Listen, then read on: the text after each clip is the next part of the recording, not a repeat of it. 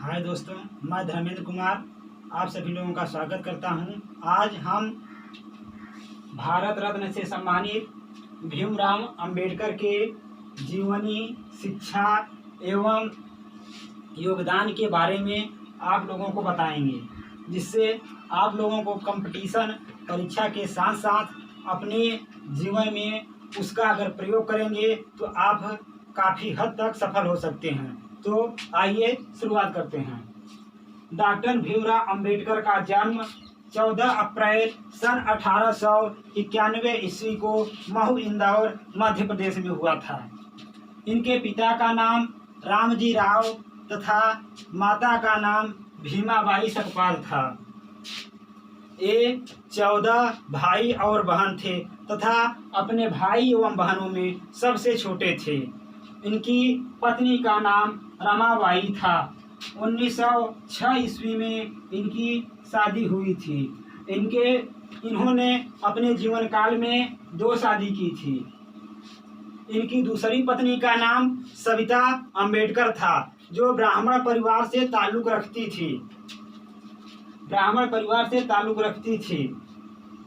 कहा जाता है कि इनकी दूसरी शादी उस समय हुई थी जब इन्होंने अपने समय में काफ़ी अचीवमेंट प्राप्त कर लिया था, काफ़ी उपलब्धि प्राप्त कर ली थी। जब ये भारत में ही नहीं विश्व में भी विख्यात हो गए थे, उस समय इनकी शादी सविता अंबेडकर से हुई थी, जो काफ़ी शिक्षित थी और पेशे से एक डॉक्टर थी। तो अब मैं इनकी शिक्षा के बारे में आप लोगों को बता रहा हूँ। इन्होंने प्रारंभिक शिक्षा उत्तीर्ण करने के बाद यूनियन ऑफ बॉम्बे अर्थात बम्बई के एलिफिंस्टन कॉलेज से इन्होंने हाई स्कूल की परीक्षा उत्तीर्ण की तथा वहीं से इन्होंने बीए की परीक्षा उत्तीर्ण की थी 1897 ईस्वी में, तथा उच्च शिक्षा प्राप्त करने के लिए 1913 ईस्वी में यूएसए अर्थात अमेरिका चले गए।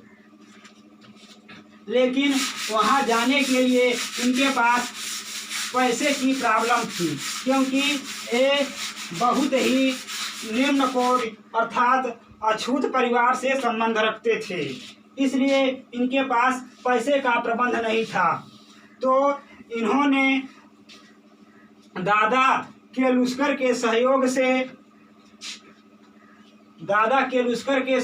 से बड़ौदा नरेश सयाजीराव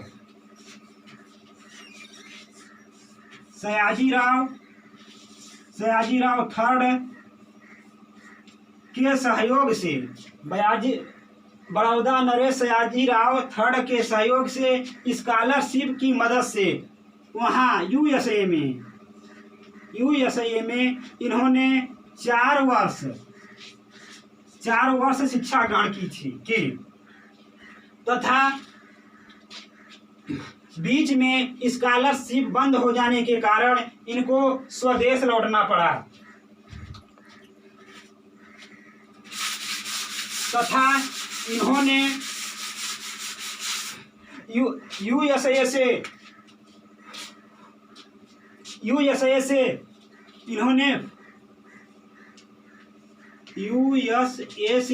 इन्होंने एमए तथा पीएचडी की डिग्री प्राप्त की थी तथा उसके बाद इन्होंने लंदन जाने का निश्चय किया, क्योंकि उस समय लंदन का क्रेज बहुत ही ज़्यादा था। और इन्होंने लंदन के स्कूल ऑफ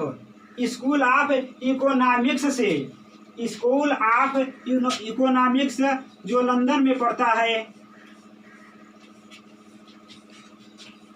इन्होंने एमएससी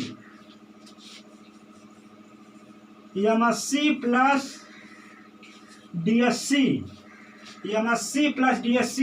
की डिग्री प्राप्त की तथा वहीं इंग्लैंड से ही इन्होंने क्रेज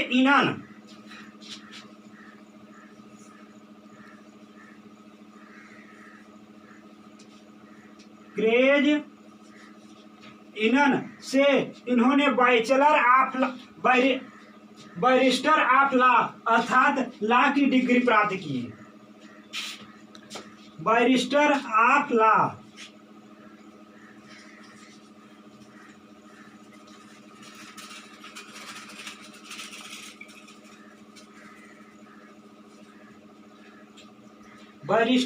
ऑफ लॉ की डिग्री प्राप्त की।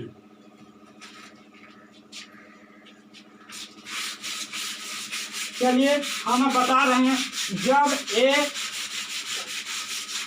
1913 में यूएसए में शिक्षा प्राप्त करने गए थे और वहां से डिग्री प्राप्त करने के बाद 1917 ईस्वी में जब भारत आ ही रहे थे कि आप लोगों को पता होगा कि 1914 से सन 1914 से 1918 तक प्रथम विश्व युद्ध चला था।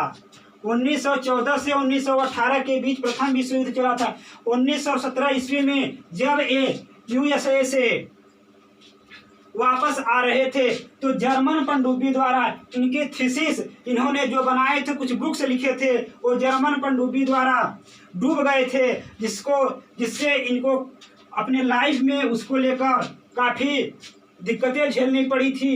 लेकिन ये पीछे हटने वाले नहीं थे। इन्होंने मुसीबतों को तो बहुत ही हंस के सामना करना बचपन से ही सीखा था और 1918 ईस्वी में स्वदेश आने के बाद 1918 ईस्वी में गायकवाड़ जहां से गए थे, गायकवाड़ में ही सेना के सचिव के पद के रूप में नियुक्त किए गए।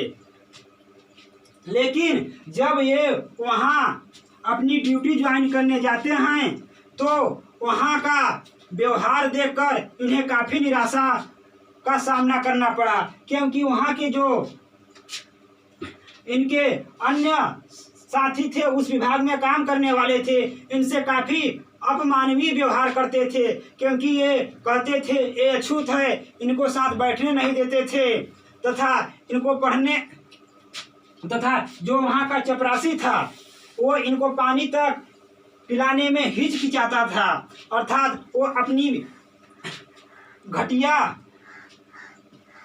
दिखाता था। तथा जब ये वहाँ नौकरी ज्वाइन करने के लिए गए थे तो उन्होंने किराए का रूम ढूंढा, लेकिन सब लोग वहाँ जात पूछकर ही किराए का रूम देते थे। लेकिन जब इनकी जात का पता चलता था तो इनको रूम नहीं मिला और ये कई रात सड़कों पे और पेड़ों के नीचे बिछाए।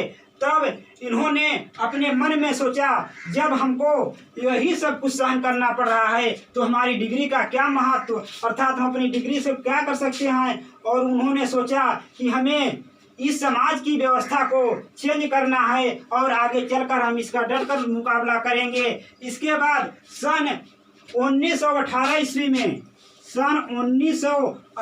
ईस्वी में मुंबई में अर्थशास्त्र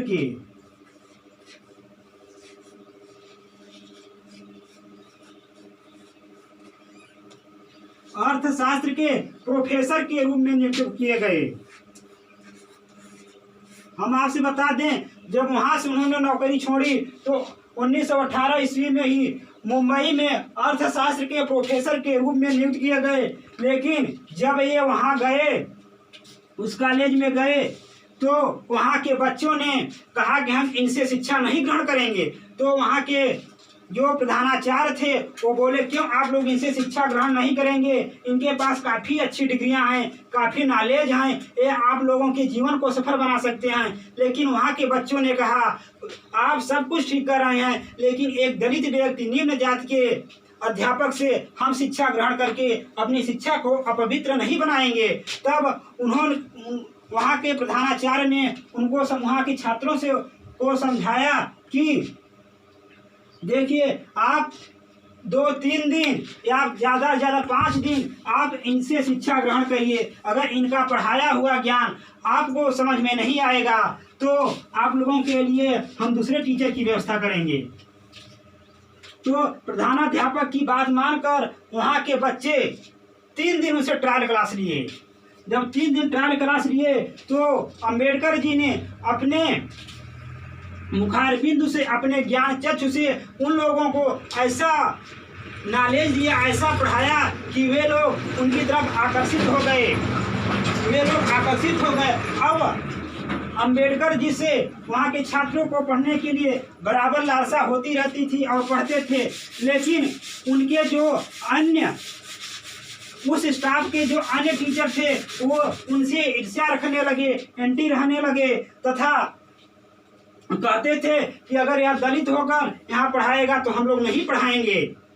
फिर इसके साथ ही साथ आप लोगों को हम बता दें कि वे जिस कॉलेज में पढ़ाते थे, अगर वहाँ का चपरासी नहीं आता था तो पूरे दिन बिना पानी पिए रहते थे, क्योंकि जहाँ पानी था वहाँ उन्हें जाने के लिए अलाउ नहीं था। इस अपमान को सहन करते हुए फिर भी ये वहाँ के बच्चों को शिक्षा दीक्षा ग्रहण देने का कार्य किए तथा 1920 ईस्वी में कोल्हापुर एक साहू थे।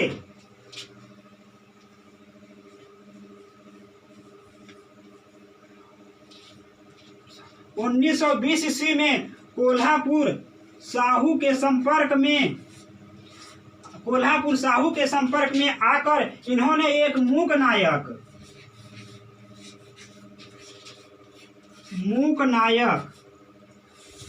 नायक नामक साप्ताहिक पत्रिका निकाली,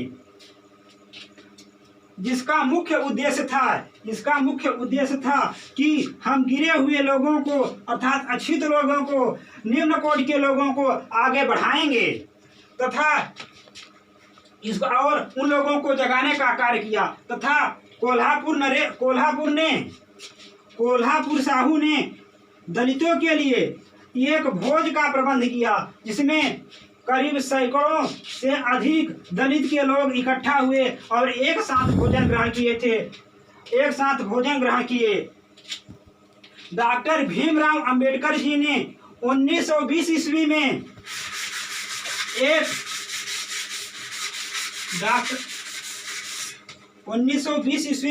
एक सभा का गठन किया था, जिसका नाम था बहिष्कृत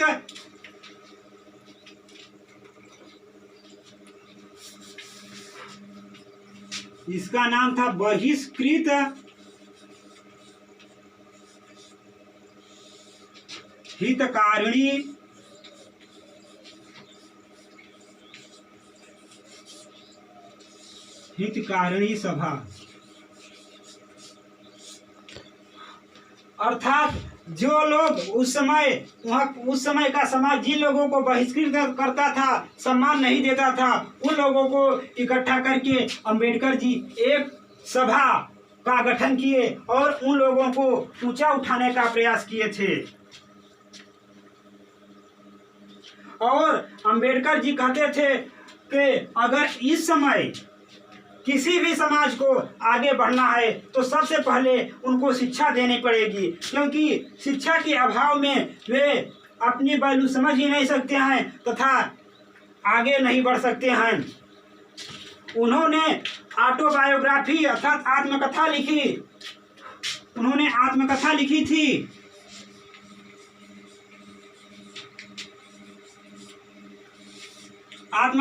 थी। उनके आत्मकथा का नाम था वेटिंग फॉर ए वीजा।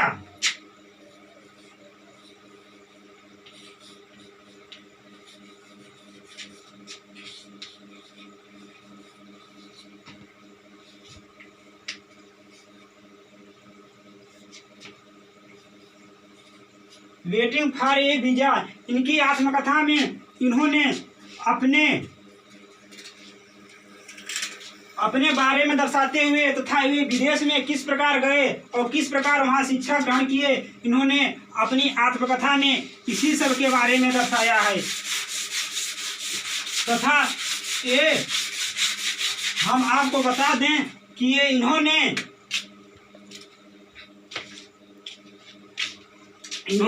शुरू में जब शिक्षा आरंभ की थी तो इनकी इच्छा थी कि हम संस्कृत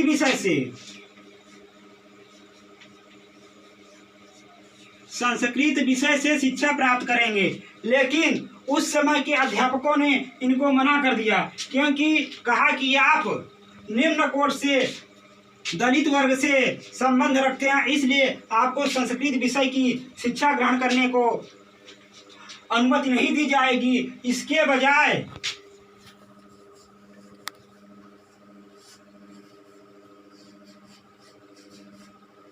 बजाय मजबूरन इन्हें पारसी की शिक्षा ग्रहण करनी पड़ी। हम आपसे बता दें, उस समय ये ऐसे अछूत और दलित परिवार में रहते हुए भी इन्होंने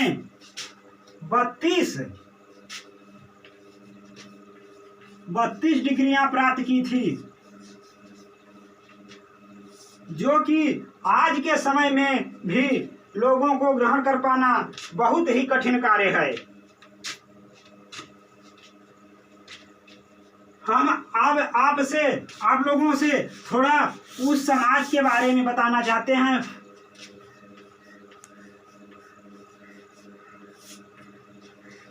बता रहे हैं कि जिस समय उनका जन्म हुआ था, उस समय हमारे देश में अनेक प्रकार के बाह्य आडंबर, छुआछूत, जाति पात, भेदभाव फैले थे।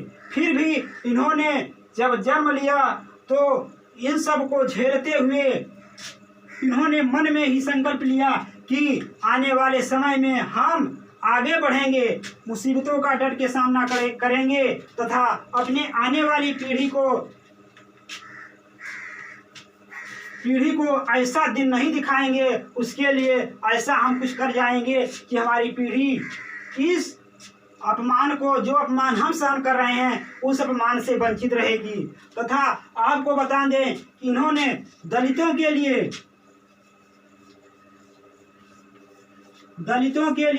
महिलाओं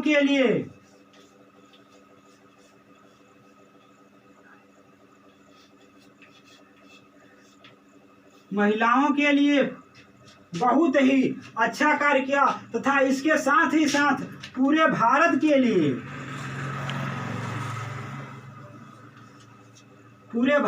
लिए इन्होंने जो अपना योगदान दिया वो काफी सराहनीय है।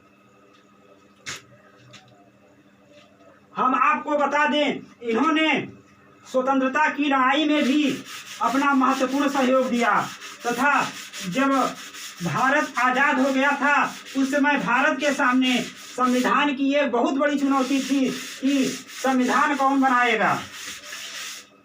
तो संविधान बनाने के लिए एक संविधान सभा के लिए चुनाव होना था।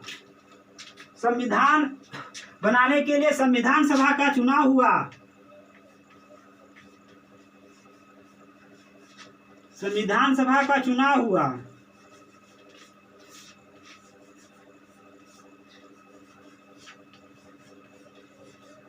और एक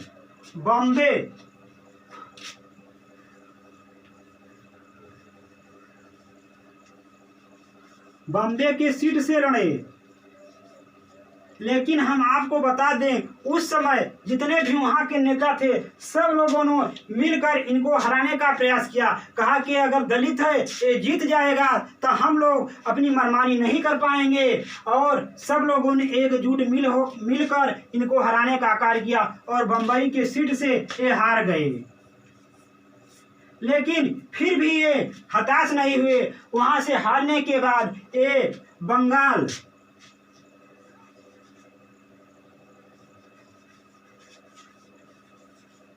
बंगाल की सीट से लड़े। ये बंगाल की सीट से लड़े और वहां से ये चुनाव जीत गए। बंद करो यार। वहां से ये चुनाव जीत गए।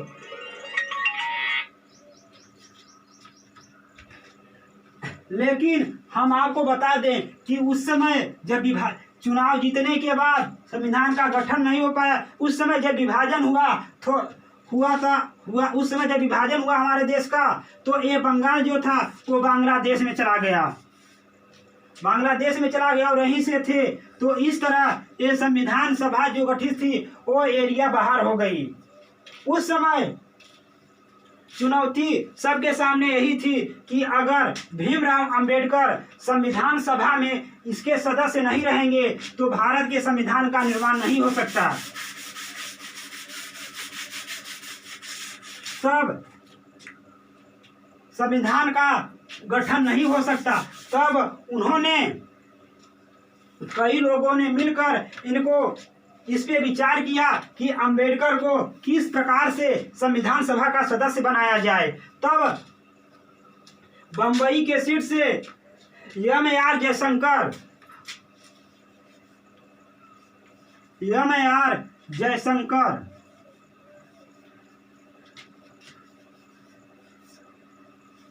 जयशंकर ने इस्तीफा दिया और इनके स्थान पे अंबेडकर जी आए और संविधान सभा के सदस्य बने। और इनको प्रारूप समिति का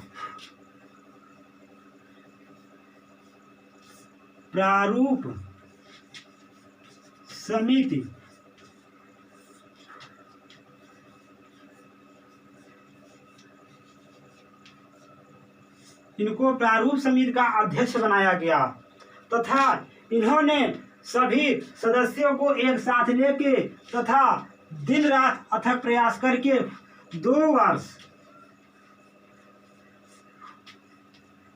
11 माह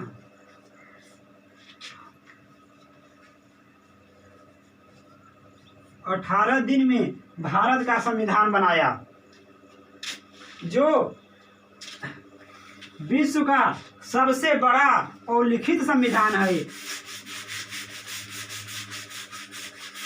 तथा हम आप लोगों से बता दें कि उन्होंने अपने जीवन में सब कुछ झेलते हुए तथा देश, समाज, क्षेत्र के विकास के लिए कार्य करते हुए उन्होंने बहुत सारी पुस्तकें लिखी थी, जिसमें से कुछ पुस्तकों के नाम हम आप लोगों को बता दे रहे हैं। हु वेयर द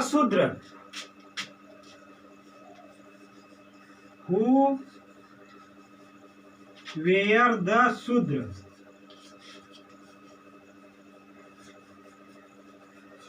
अर्थात सब लोग शूद्र मानते थे, तो इन्होंने इसी पर एक पुस्तक लिखी, हु वेयर द शूद्र, अर्थात शूद्र कौन थे, शूद्र कौन हैं, शूद्र क्या है, कौन है, इनके बारे में इन्होंने एक पुस्तक लिखी। और पुस्तक लिखी रेडिल्स ऑफ हिंदूज,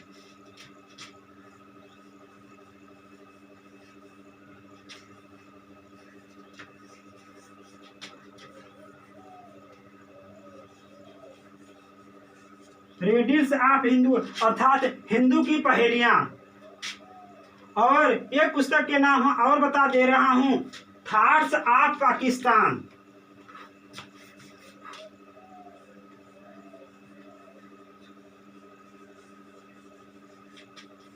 थॉट्स ऑफ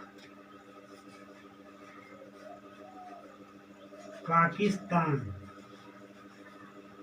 यही इनके पुस्तकें थी। इन्होंने अपनी पुस्तकों के माध्यम से भी देश के जनता को जागरूक करने का प्रयास किया। तो आप लोग देख रहे हैं, इन्होंने अपना पूरा लाइफ, पूरी जीवन देश, समाज और अपने लोगों के नाम पे समर्पित कर दिया।